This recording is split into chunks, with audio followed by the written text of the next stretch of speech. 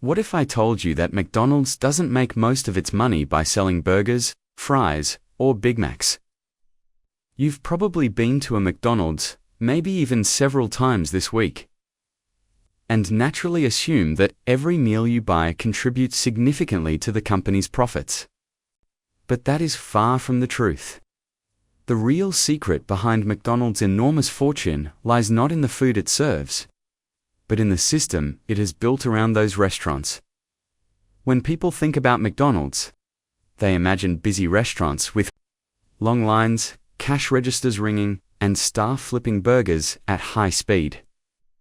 They see the golden arches as a symbol of fast food, not necessarily a symbol of financial strategy. And that's exactly the misunderstanding McDonald's relies on. The public attention is on the menu and the experience of eating there, while the company quietly earns billions through methods that many people never consider. The genius of McDonald's is that it treats its restaurants as more than just points of sale. They are revenue-generating assets in a much larger financial network. While selling food is necessary to maintain the brand and keep customers coming in, the bulk of profits come from mechanisms like franchising, real estate, and strategic contracts. In other words, McDonald's has figured out how to extract consistent, recurring income without directly relying on the slim margins of burger sales. This approach also explains why McDonald's has remained dominant for decades, even when other restaurant chains struggle or disappear. During economic downturns, when people might cut back on eating out, McDonald's model provides stability. By controlling its brand, its property, and its franchisees, the company ensures that it continues to generate income regardless of fluctuations in individual restaurant performance. It's a system designed for long-term profitability and resilience, which is why McDonald's consistently ranks among the most profitable fast food companies in the world. By the end of this video, you'll understand how McDonald's turned something as simple as a fast food restaurant into a financial machine. You'll see why the money isn't really in the burgers, and why the company's strategy is often studied by business schools, investors, and entrepreneurs alike. Once you understand the mechanics, it becomes clear that McDonald's is not just selling food, it's selling a model that generates billions in predictable recurring revenue. And if you think this is just another corporate story, think again. This is a lesson in how business strategy, brand control, and smart financial design can turn a simple restaurant chain into a multi-billion-dollar empire. Most people believe that McDonald's earns its billions simply by selling burgers, fries, and drinks at its restaurants. It seems logical after all. Millions of customers visit McDonald's every day. But this is a common misunderstanding. The truth is that the profit margins on fast food sales are surprisingly thin. Running a restaurant comes with high costs: rent, staff wages, utilities, equipment, maintenance, supply chain logistics, and the cost of ingredients. When you factor all of that in, the money left over from each Big Mac or Happy Meal is relatively small compared to the scale of McDonald's overall profits. If McDonald's relied purely on the revenue from food sales, it would be much more vulnerable to economic shifts, competition, and rising operational costs.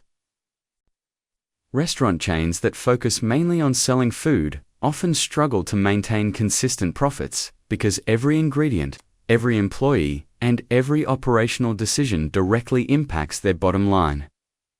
That is why so many fast food chains rise and fall over time. The high-volume low-margin model is risky. Even slight changes in costs or consumer behavior can turn profits into losses very quickly.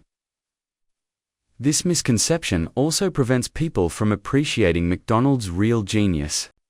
Many observers think the company's success comes solely from menu innovation, advertising, or customer loyalty.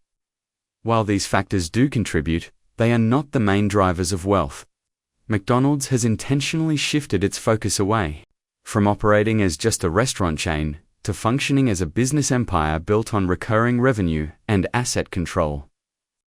By doing so, the company dramatically reduces its dependence on the day-to-day performance of individual locations. Another aspect people often overlook is the difference between revenue and profit. McDonald's revenue, the total money flowing through its cash registers, might seem massive because it serves millions of meals worldwide. But revenue alone doesn't make a company rich. What really matters is how much money the company keeps after covering all expenses. And in the case of McDonald's, the majority of its profits come from franchise fees, rent from properties it owns, and royalties from brand usage, not the food itself. Understanding this distinction is crucial for anyone who wants to think like a savvy investor or entrepreneur. It shows that focusing on the surface-level business, like selling a product, can be misleading. True wealth in business often comes from creating systems, assets, and recurring income streams that are independent of the operational grind.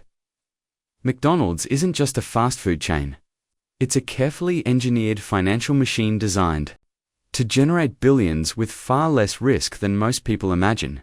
So how does McDonald's actually make billions if the burgers and fries aren't the main source of profit? The answer lies in a clever combination of franchising, real estate, and brand leverage. Understanding this model is key to seeing why McDonald's is one of the most financially resilient companies in the world. First, let's talk about franchising. The majority of McDonald's restaurants, over 90% globally, are owned and operated by franchisees. These are independent business owners who pay McDonald's for the right to use its brand, products, and systems. Franchisees pay initial franchise fees to open a restaurant, and then they continue paying royalties based on a percentage of sales. This means McDonald's earns steady income without directly operating most of its restaurants. The company avoids the high operational costs and risks associated with running each location, while still benefiting from the success of every franchise. Next comes real estate, which is perhaps the most overlooked secret to McDonald's success. McDonald's actually owns the land and buildings of most of its franchise locations. Franchisees don't just pay for the right to operate the restaurant, they also pay rent to McDonald's for the property. The rent is often based on a percentage of sales, which ensures McDonald's profits grow as the restaurant does. This gives the company a dual income stream, franchise fees and rent, both of which are predictable and recurring. Owning the land also gives McDonald's tremendous leverage, because even if a franchise struggles, the company still earns rent and retains ownership of valuable property. Finally, brand power plays a huge role. McDonald's is one of the most recognized brands on the planet. This recognition allows the company to charge premium franchise fees, maintain customer loyalty, and expand into new markets quickly. A strong brand reduces the risk for franchisees, which in turn allows McDonald's to maintain strict standards and pricing structures that protect its income. The combination of franchising, real estate control, and brand leverage creates a financial ecosystem where McDonald's earns money consistently, independent of individual restaurant performance. In simpler terms, think of McDonald's not as a fast food chain, but as a landlord and brand manager. The food keeps customers coming in, but the money mostly flows from franchise contracts and property leases.